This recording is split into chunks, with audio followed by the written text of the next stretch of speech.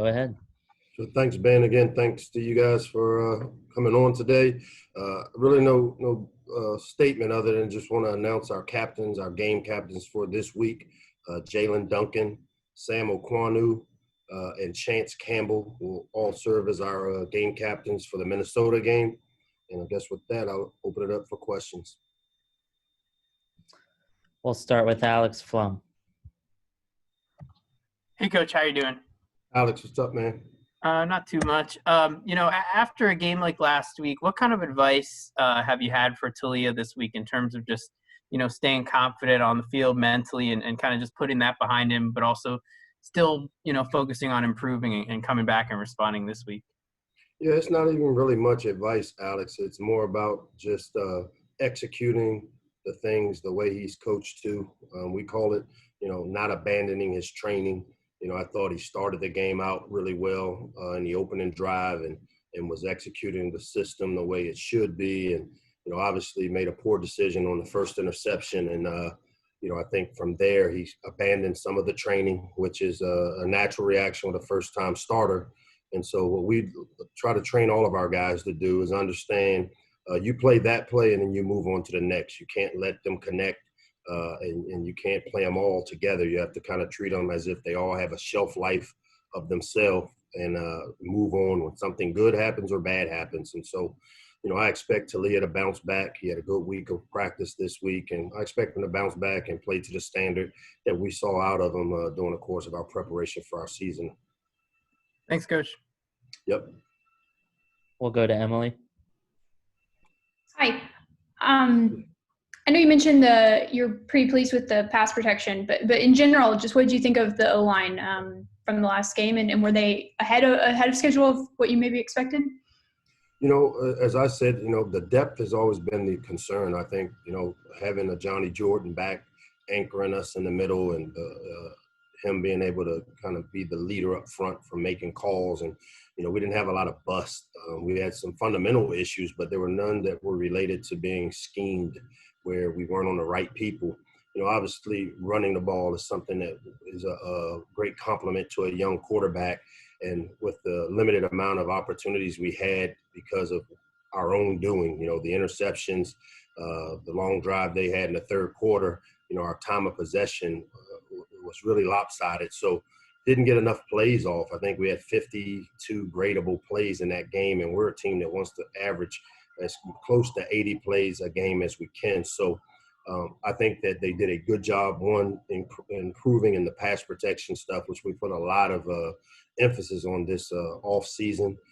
Two, I would like to see us run the ball a little more and have more opportunities too, but obviously the score kind of dictated some things with the turnovers. And, I do think that they're right on schedule. I like the way that, Jalen Duncan has really improved his game and has really stepped up from redshirt freshman year to redshirt sophomore year. Spencer Anderson has played and been really consistent. The move of Marcus Minor on the inside has helped improve us because another veteran guy. And then Jahari Branch, we felt played really well and played at a high level for us in his first game. And then just quickly, Tayon and Chami, are either of them available this weekend? Yeah, Tayon we're still figuring that one out. Haven't gotten word just yet on his availability. As of right now, Chami is a scratch. We'll go to Alif Kareem. Hey, Coach, hope you're doing well. Hey, Alif, how are you? Not too bad. Can't complain. My question centers around sort of how you manage the confidence of such a young defense, especially after the loss they suffered, but now they have an equally tougher, if not a tougher opponent this Friday at home. Yeah, again, it's tough for me in terms of the whole youth movement and the young players. And I know you guys don't like excuses, and I'm not one that's built on making it. If we're good enough, we're old enough. We played some first-time players, 10 freshmen, true freshmen, I think 20 first-year players. So guess what? Minnesota is going to show up here Friday night, and whoever we put out there has got to be prepared and disciplined to play the techniques we teach and go out and execute it. Obviously we are facing an offense that had put up a bunch of numbers, a veteran quarterback and Tanner Morgan, Rashad Bateman being back, as well as their other receiver, Chris Ottman-Bell, two really established receivers, playmakers for them, as well as a strong running game with Mo Ibrahim, a local kid from Good Counsel who last year did a great job in our game as one of the more productive runners in the league. So we'll have our hands full, but we've got to do our job of, number one, getting lined up correctly, 2, playing with great gap integrity, and then, 3, finding a way to disrupt the quarterback, which we didn't do last week. Go to Jacob Steinberg next. Hey, Coach, how are you? Hey, man, what's going on, Jacob? So you talked to us after the Northwestern game, and you mentioned the struggles with gap control for the defense. Have you seen improvement in that area so far in practice this week? It's been a point of emphasis. It's something that we've harped on. It's something that I know, our guys up front, Coach Williams and Coach Hoke and Coach Evans we put a lot of time into it. And to me, it's really that a lot of it isn't based on not knowing what their gap is and their gap assignments. It's a matter of remaining in it and just doing your job. Defensive football is, so complimentary in that, every defense we put up, you're responsible for a gap. And if you don't have the gap integrity, if a guy gets knocked out of his gap or ends up trying to do too much, and now it creates seams in the defense. And that's what we saw last week. We went back to the drawing board to stress the importance of great defense starts with playing discipline and sound and doing your job and not trying to do too much. So I saw us work really hard on it, and now we got to go out and execute it that way. Just a quick follow-up. You talked about Mohamed Ibrahim a little earlier. When you watch him on film, what's the biggest thing that stands out that makes him such a talented runner? Well, I think his deceptive speed. He's a guy that's a low center of gravity runner, really physical at the point of attack, meaning very rarely do you get a clean shot on him because he runs with such a restricted pad level. But then he also has that ability that if he turns the corner or when he sticks his foot in the ground, to be able to accelerate really quickly through the hole. So I've been really impressed with him over the years, watching him and what he's been able to do there. And they've got a big offensive line. They know who they want to be on offense. They're going to run the inside and outside zone, and he's one of those great zone runners and has just the pace you want for a zone runner and has the ability to hit the home run. Thank you. Yep. Go to Varun. Hey, Coach, how are you? Hey, Varun. So obviously we saw with Wisconsin having to shut down their facilities and cancel the game due to the COVID-19 outbreak. Has that affected the way you talk to your team about the pandemic or the way that you've seen your team react? No, we've continued to stress the importance that, we're not out of the woods yet. I know we were fortunate to get to the first game of the year and come out pretty cleanly with it.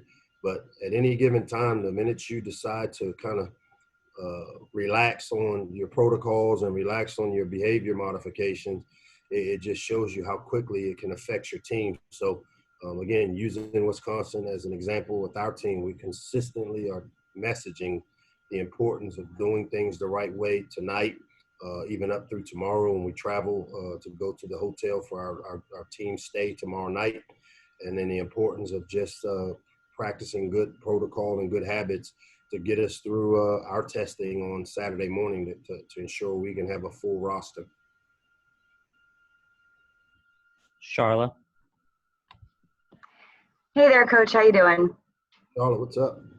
Nothing. I want to go back to Talia real quick. I know you've talked about him on Sunday and since the game, but what is it about him personally that makes you feel 100% confident, and maybe how he's been able to learn from his mistakes just in these last few days of watching film and practice? Well, I think, one, it's because of the knowledge I have of him. He's a guy that has been raised as a quarterback, and he understands that, playing that position, you've always got to bring your A game, and obviously didn't do that last Saturday. He's a competitor. He's a guy that I know was really disappointed in the way he played in his first collegiate start.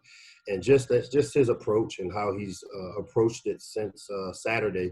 It's not that he's changed anything that he's done, because he's always been a student of the game, a guy that's come in early, stay late, constantly studying his opponent.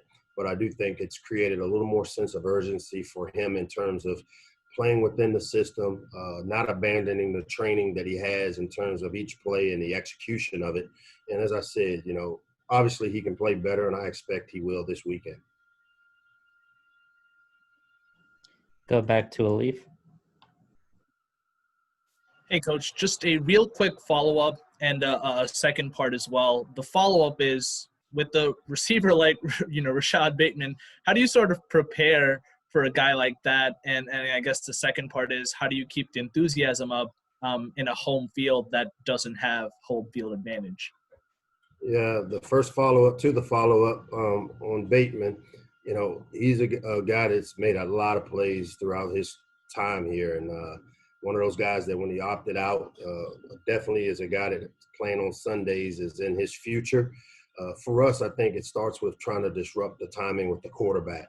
If you want to create issues in the passing game, you've got to get after the quarterback and get him off the spot. Bateman's one of those guys last week, had a bunch of production. May have been the only guy I think that had production in the passing game. But, for us, we got to double cover him, if we've got to roll safety over the top, if we've got to be aggressive at the line of scrimmage with him, they're very sound in what they do, and they don't try to out-scheme you. I mean, he's one of those guys that's great with the 50-50 ball. He's great at contested catches. He's big. He's fast. I think it starts with us being aggressive at the line of scrimmage as much as we possibly can, and then obviously he'll get the attention of a safety over the top whenever we possibly can help. Your second question to the second question about not having fans and home field advantage, we're one of these teams right now, Alif, that our focus can't be on external things. Our focus has to start within ourselves. And, as I said before, anytime the scoreboard lights come on, it's about competing and playing to a standard. And, didn't do that last week. The goal is for us to go out and play to the standard and the expectations that we have within the Gossett building here. Whether we have fans or not, that's something that's out of our control. We've got to bring our own juice. We got to bring our own energy, including me as the head coach and our players. This is a game that we've got to kind of bring it ourselves and not rely on external factors to get us motivated. Thank you, Coach. I'll follow up with you on Friday. Follow up that with the follow-up. Okay. Thanks, everyone. Thanks, Coach. Appreciate you guys. Be Thank safe. you.